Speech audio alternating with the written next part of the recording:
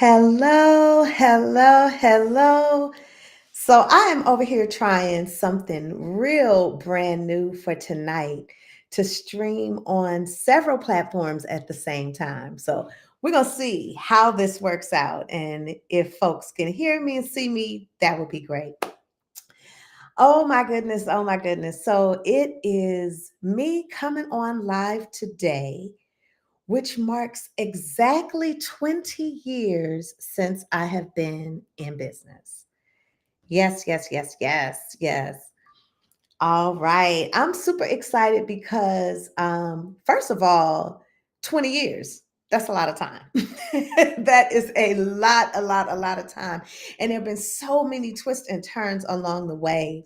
And as I was speaking to people about just this process of being in business for such a long time, it occurred to me that telling pieces of this story might be helpful to someone, especially someone who maybe is not quite yet at 20 years in business. Maybe if you at 20 weeks or 20 months or 2 years in business, it might be helpful to kind of normalize some of what you're experiencing, right? And I figured what better way than to hop on to these social media platforms and talk a little bit about 20 years in business. If you're with me tonight, let me see a hello in the chat because, like I said, I'm using some brand new technology here. So it would be real nice to know if folks can actually hear and see me. That would be great. That would be great. All right. So I figure the best way to start a story is always at the beginning of a thing, right? Always at the beginning of a thing. And I think most folks, at least when I've heard people talk about starting their business journey, I can always hear this kind of, I always knew I was going to be in business for myself. I always knew, and I invested in myself and I believed in myself and I went for it. I hear that kind of vibe sometimes. And then sometimes I hear people's story who sound a lot like the one that I'm going to tell you tonight. Right now, yes, I've always enjoyed the energy of entrepreneurship. That is absolutely true. Like, if I look back to growing up in Los Angeles, and God bless my hometown, they are on fire tonight. And just really wanting to take a moment to acknowledge what's happening in Los Angeles. I cannot, it would just be hard for me to act like I can't still feel like I got California blood, right? And so knowing that so many of folks that I went to school with, places that I frequented as a child are suffering, it hits the heart. It hits the heart. But I remember being a young kid in Los Angeles, and my first few jobs were with women who owned businesses. I worked for a woman named Vanessa Castine. She was an OBGYN, a Black woman that owned her own business. I worked for a catering company. They owned their own business, a real estate company. All these small business owners in Los Angeles were kind of the beginning of me seeing that entrepreneurship was possible. And even when I went away to college, I started doing hair on campus, and that was how I made my money. But I had no designs on starting a business in social work when I began the Stone Foundation 20 years ago. I'm gonna tell you what happened. So I had been looking for a job because I took some time off when I had my first son, who is now 21 years old. But he was a baby, and I said I'm gonna take a little bit of time off, stay home with him. And I did like adoption studies and things like that while I was in the house. Well, then finally I said, look, it's been 15 months. I have not had a baby, another child. Let me go ahead and get a job. So I go get this job. And within 2 weeks of starting this job, I realized two things. One is that this place is completely unethical and there's no way I can stay there and keep my license safe. And the second is that I'm pregnant. So I thought, all right, you know what I'm going to do? I'll stay here, have the baby, and then I'll leave on a good note. And let me say this, if you're here with me, put a yes in the chat. If a question comes up, if there's anything you've always wanted to know or just are curious about, please let me know, because my intention is to answer questions, to be available, and to really tell things that are helpful to you on your journey as you're moving through your entrepreneurial process. So let me see you in the chat if you happen to be here with me tonight. So I get to the point where even when this man would ask me to do things for his business, my answer was always no. because I knew they were unethical. I could feel it in my bones. And I was like, yeah, I'm here, but I'm not a part of what's going on here. And I'm just kind of biding time until I can have this baby. Well, about 5 months in, I was 5 months pregnant. They finally decided they were tired of me saying no. And they, on January 12th of 2005, decided to fire me. 5 months pregnant, I came home with no job and a toddler. And I remember that night thinking, first of all, where am I going to go? Where can you go and get hired when you are 5 months obviously pregnant, right? Not very many places. And so that night I sat there and I was really, really struggling, like thinking, what am I going to do? And so the next morning, after literally crying most of the night, I woke up and I said, well, if I can't go get a job, maybe I'll just see a couple clients. And that one choice set me on a trajectory that changed my life and actually changed the lives of a lot of other folks too. Because being in business when you have small children gives you a lot of flexibility, gives you a lot of space to choose what you're going to do with your time, right? And to structure your days in ways that work for these babies. And so that is exactly how my first few years went. And it was interesting because I'd never been fired before. I had never been fired. And within 6 months of these folks firing me, guess what happened? The state was knocking on their door trying to shut them down for being unethical. So, I mean, I was glad that I made it out of there. And honestly, I was proud of myself for rebounding in a way that kind of had some possibility. But that thing was scary. I was 31 years old and knew nothing about running a business. Just nothing. But I did know how to take good care of people. I understood how to do what was right. And I was one of those folks that was just always curious about, visual stuff. So I ended up building a website for myself back in 2005 when most folks didn't have one that were like small businesses, small private practices like mine. And it worked. It started growing. And every year we were adding new clinicians and adding new opportunities and just stretching what we were offering. And so by probably 3 years in, I had a full-fledged group practice that, were hiring people and benefits and admin and front desk and all of the things that I had nothing, had no idea what to do with, quite honestly. And I'm glad that I learned um, how to listen because people told me a lot of stuff along the way that didn't necessarily make sense at the time, but I would tuck it away and like kind of reflect on it. I never walked in thinking that I knew it all. If anything, I had the opposite perspective. I don't know what I'm doing. And I was always open to learning and hearing and growing from folks. And I encourage you to be that way too. If you're in business, don't feel like you can't learn from other people. Everybody has a wisdom to offer, everybody has something to bring. And when you are really clear in setting intentions about what it is you need to know, you will get the answers in the most unexpected of places, right? They will come, they will come. You know, I think that my first 10 years in business were kind of like proving myself as an entrepreneur. I remember as a social worker walking in spaces to, learn about contracts or grants that were coming out. And people would be like, what are you doing here? Aren't you just a social worker? Y'all don't own businesses. And I was like, I do. Right? Like I do, and I employ people, and that's why I'm here. And so gradually, even changing some of how folks saw social work was important to me because I kind of felt like there's room for us to leverage the skills that we have to be in business. Who says that you can't be in business and be a social worker? Now, 20 years later, it doesn't seem like it's a big deal. But when I was coming up, it really wasn't something that a lot of social workers were readily making themselves available for. Not readily, not readily. And I think over the time period, one of the shifts that I've seen is that we understand more possibility is available for us. I think that's why it's been so exciting these last couple of weeks as I've been preparing to get to this 20-year mark. One of the most wonderful things happened a couple of months ago, back in October. I was invited to teach an entrepreneurship course at Morgan State University. And it's interesting because I've taught at Morgan before as an adjunct professor. What I've never done is absolutely designed a program. And so I actually designed the entire course, the entrepreneurship course, and I was able to draw on all of the things that I've learned over these 20 years in creating a course that I think is going to be real, real helpful for those DSW students, right?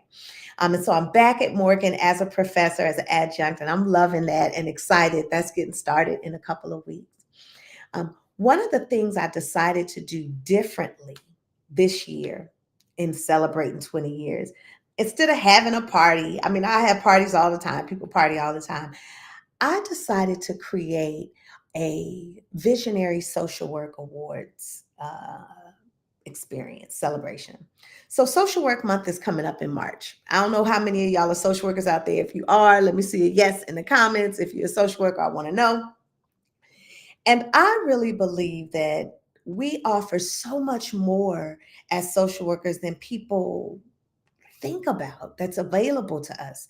And so this year, instead of having a party, I'm highlighting social workers. So you're going to see me over the next couple of weeks talking about a Visionary Social Worker Awards campaign that we're doing. And it is my intention to have folks nominate social workers that they know and love, that are doing unique and beautiful things, right?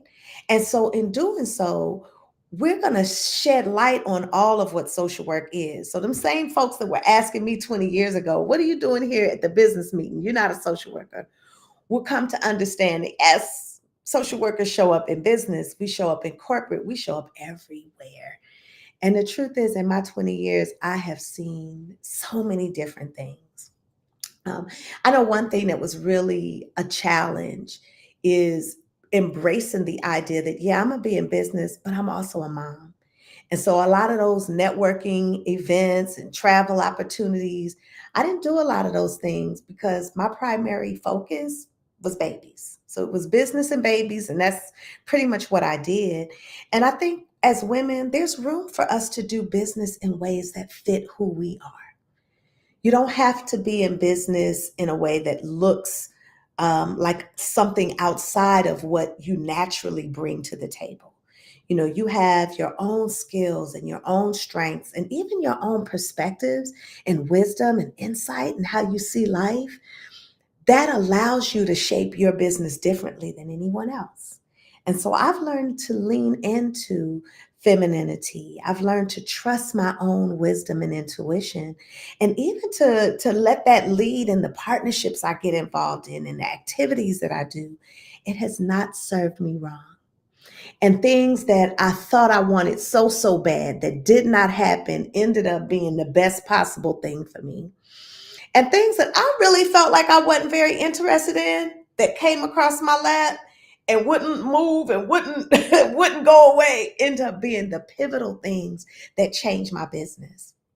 Um, I think one of the things that I share with a lot of my clients who are in the process of building their business is how important it is to have some sort of anchor client or a consistent set of money coming into your life. It changes the way it feels to be in business. And so, even if that consistent source of money is a job, that does not mean that you are not on a business journey. I am so tired of hearing folks say that, there's this kind of being an employee versus being an entrepreneur. No, we're being humans that eat. Okay. And humans that eat need resources and income, and that income can bring into your life from a wide variety of places. I have had a chance to be an entrepreneur where I'm working in other people's businesses. There have been moments I felt like a CEO where I was running things and looking at spreadsheets and hiring and firing. And there's been times when I've been more entrepreneurial, just me and my creativity making money come. There are 1,000 ways for you to bring money into your life, and all of them are valid as long as you're doing what works for you, right? not something that outside of you feels right, but something that absolutely works for you. Now, how do you figure that out? Now, I know in the beginning of my journey, I didn't know. I just had a template for what success was supposed to look like based on businesses that I saw on TV or people that make money or I don't know whatever reference point I had of what a business was supposed to be. And it took me a lot of years to realize that you don't want to create a job that you don't like. Because when you create a job in your own business that you don't like, it's unquittable. And so I think I spent the past maybe 5 years on hiatus. I mean, I'm working, I'm doing things, but if you follow me on any of my channels, you know, most of what I'm doing is traveling and playing with my husband and having fun in life. I needed a break. After 15 years of raising children and being in business, I just needed some time to clear my head. And I have enjoyed having built enough infrastructure in the business that it could handle that, right? It could handle that. Sometimes when you're in business, it feels like you're not making progress if you don't pause to see what you've already built while you're still building something else. I hope that makes sense, y'all. Does that make sense? If it does, let me know. Um, it's important that you acknowledge what you're doing right. I know for me, I often felt like I wasn't doing it right. Comparing myself to somebody else was the worst thing that I could do for myself in business. And I did it often. Because if you don't really have in your mind's eye a clear picture of what success looks like, then you got to kind of find it outside of yourself. And I think that's why what's been most important to me in these 20 years, if I had to sum it all up, is that, yes, you're building a business. Oh, but you better build a life that you enjoy and that you feel good about, because that's what's going to make you feel successful. I see people who have focused just on money and make a whole lot of money in business, but they're what I call caked up and crying. They're not happy. Their relationships aren't well. Their bodies are falling apart. What good is it to be in business if you are not thriving in life, right? So the business is here to serve your life, not just your life to be in service of this business. And so I know that, a lot of us focus on money as the number one thing in business, but I'll tell you, freedom, hmm, autonomy, those aren't bad values to have in business. And one of the things I'm going to be working up on next month, or probably March, since we're still doing visionary awards, one of the things that I'm going to be working on next month is that making sure that we have a clear vision of what motivates folks while we are in entrepreneurship. What are the things that are most important to you? Because it's not just money. Maybe what's important to you is the respect of your peers. Maybe what's important to you is creativity, right? Being able to do something unique and different, right? Maybe what's important to you is doing something that your children are proud to see you do. Or maybe something unique that the world needs and nobody else is offering. Find your own source of motivation and let that be the fuel that you use to grow your business, right? Let that be it. Let that be it. Because at the end of the day, it's really you and you, right? It's you and you. And so you got to feel good about what you're doing. Um, I think another lesson, and I'm trying to figure out how I can see these comments in real time. I see them here on Facebook, but I can't see them in real time. One of the things that I wish someone had told me early on is that you're not doing it wrong just because it doesn't work the first time, right? We're learning. We're learning. There's no way you're going to know everything the first time you try it. Can you imagine saying to a toddler who was taking his first steps, "Oh, you failed? That's it." Right? Can you imagine? Right? But we're hard on ourselves that way in business sometimes. Partially because There's so much pressure. Everyone's watching and judging. But the truth is, they're judging based on an external experience. So you have to be your own gauge. Am I growing? Am I doing a good job here? Do I feel good about what I'm contributing? And if the answer is yes, then you stand strong on that. Stand strong on that. I think another place that has been most significant in my life is my, how do I put this word for you all to understand it? Embracing my differenticity, right? Because everybody has something about them that makes them unique. Everybody has something that makes them unique. I think it's Stevie Wonder. He has that song, Everybody's Got a Thing, but some don't know how to handle it. You got to learn what makes you different and lean into that. And that's why I loved teaching branding and helping folks create unique brands and businesses that were reflective of their skills, because no one else is like you. And so if you're out here building a business that looks like what somebody else has, not only will you not do a good job at it, but you also won't have that sense of satisfaction that comes when you doing your own thing, right? What's the point of building a business and not feeling good about what you do, right? What's the point? What's the point?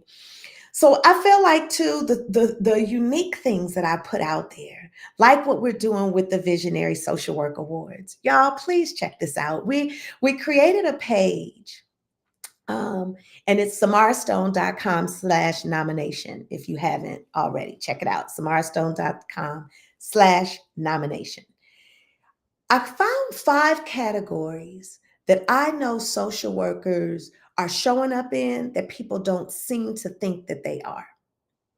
I hope that makes sense. Places where social workers are doing unique work, and it needs to be highlighted, because I know you know a social worker that's doing amazing work, but does that social worker have an opportunity to see that reflected amongst his or her peers? And you'll notice when you get to that page, the image that we led with was that of a young man, because there's also this thought that all social workers are women. Not true, not true, right? And if we're going to be visionary, then a part of what I want as visionary is the idea that there's space for more male energy to enter the field of social work. The impact that it can have for us is extraordinary. We need balance.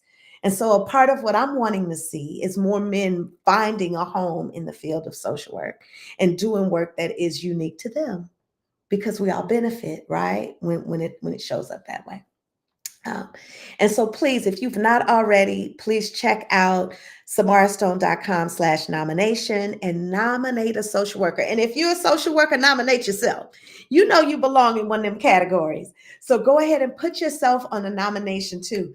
Once we get all of the nominees listed, we are going to be voting the first part of February. And once those votes are all gathered together, we are going to have one person in each of those 5 categories that rises to the top. Now, I'm still working out the details of all of the celebrations that I have in mind for those 5 folks, but y'all gonna like it. Y'all gonna like it. Y'all gonna like it. Another new thing I'm doing this year, and this is something I've wanted to do forever. I travel a lot. I go outside the country. I go all over the place because I love to see the world.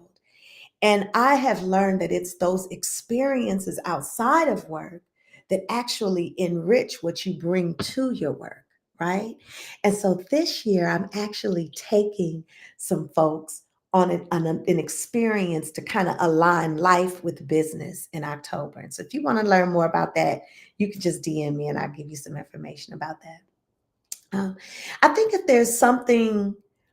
there were one way I could do things over in these 20 years, I would trust myself earlier. I would make mistakes fast, I mean, quick and fast, so I could iterate to the next level and keep moving forward.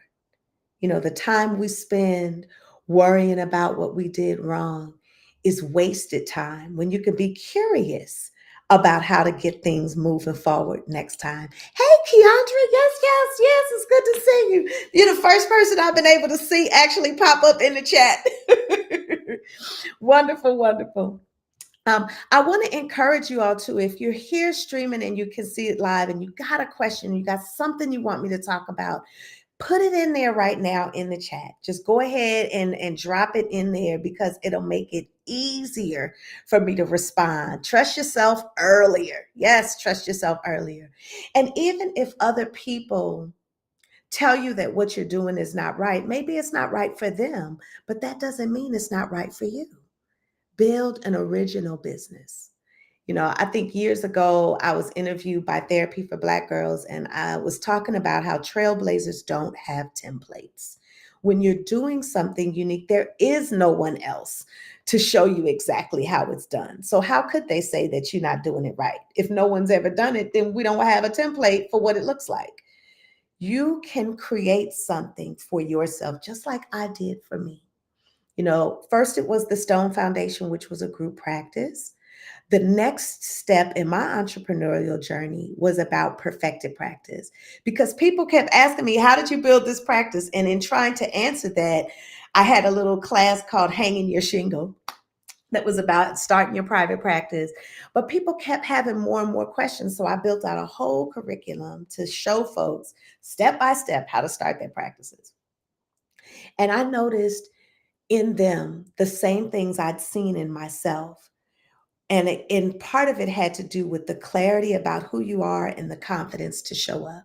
And so we started doing branding work, branding for therapists specifically. I mean, I think I've done a few branding projects, maybe for the lady, my beautiful nail lady. We did a brand project for her. I've done branding projects for folks that I love. But for the most part, my clients have been therapists.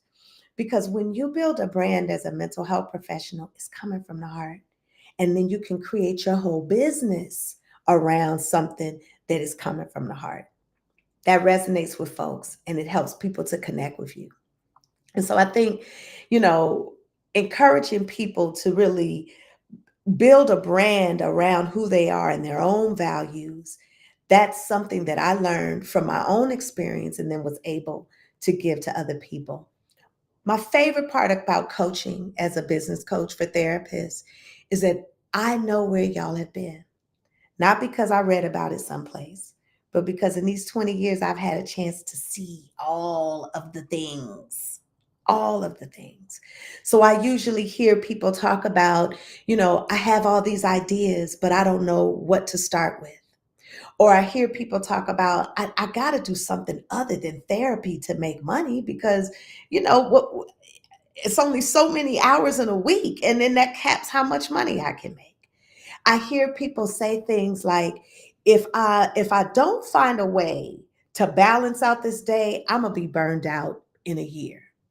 These are all things that I know are true because I've lived them, right? And so when we find ways to serve people who've been in the place that we have been, that are currently in the place where we've been, that voice has so much richness. And so I encourage people to build brands that are, yeah, they're serving people, but they're also kind of doing the thing that they're meant to do, right? Something they have familiar experience with. I think another part of my journey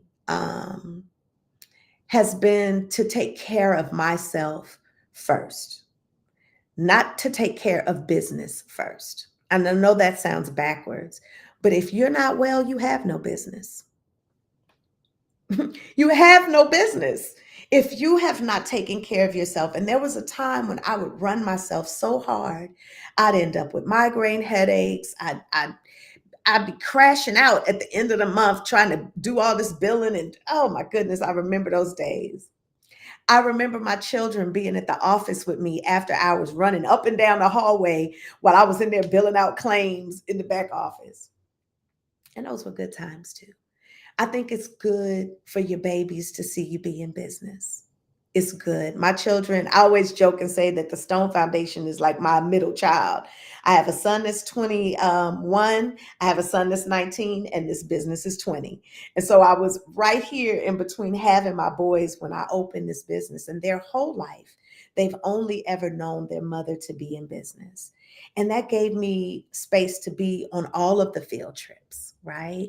To be the chaperone, to pick them up from school at 2:30, So when you're building your business, ask yourself, what's going to be important to you when it comes to family? Is it that you do want to work from home? Is it that you want to be able to take time off in the summers to be with them? Whatever it is, if you got babies, you get to choose how you want to design it. And I know I did that, right? I know I did that. It's been a weird kind of moment because if I had to go back and talk to my 31-year-old self 20 years ago, I just would want her to know it was going to be all right. It was so scary not knowing, not really wondering, could I do it? Was it going to fail? Was I going to be able to take care of my family and make money? And when I look back now at all the money we've made, all the impact, all the people we've hired, all the projects we've worked on, I've had a chance to touch so many lives in these 20 years. Um, and it all started because I felt like I didn't have a choice. And so the choice I created was one that bet on me instead of kind of just sitting and wallowing in what wasn't working well. There are going to be plenty of times when things don't go as planned. And sometimes that's magical, right? So lean into the weirdness. Lean into the weirdness. So I couldn't work it out where I could see questions that were coming because I see folks are commenting on Facebook, but I can't see it because I'm on the live stream situation. But please DM me. Please do that. I want to know what you're curious about. Especially, I had one lady say to me about a month ago when I told her I was coming up on 20 years. She was like, "You always seem like you had it together." Girl, not so, not so. So if you really do have a question, just ask me. I really want to tell you. I'm at this space where I want to be very honest with people about what to expect. I want them to know that the things you're experiencing in your journey are normal. And I'm wanting to inspire folks that if you keep moving forward, guess what happens? You win. Because there's only failure when you quit, right? There's only failure when you quit. I hope y'all have enjoyed spending some time with me this evening. I am grateful just to have hopped on here and been able to talk a little bit about 20 years. Two things. Nominate a social worker. SamaraStone.com/nomination. If you have not, please go over there and nominate a social worker. When we get to Social Work Month this year, oh, we are going to have all kinds of wonderful times. And so if you have not already, please do, please do, please do go. And share it with another social worker, right? If you know someone, know somebody who knows somebody who knows an excellent social worker, share it. We are like unsung heroes in people's lives. Mental health professionals, social workers, we do so much that is transformational and pivotal in helping people live well. And I think it's time we get acknowledged for it. Yes, yes, yes, and yes. All right. Y'all, thank you for coming out this evening. It was real good. I could see that there were people there. I just didn't know how to answer y'all questions because I need technology assistance. But it was so nice to be with y'all tonight. Stay tuned because I got more things coming out. I intend to celebrate this entire month because 20 years in business is nothing to sneeze at. All right, family, take good care of yourself, and I will see you next time.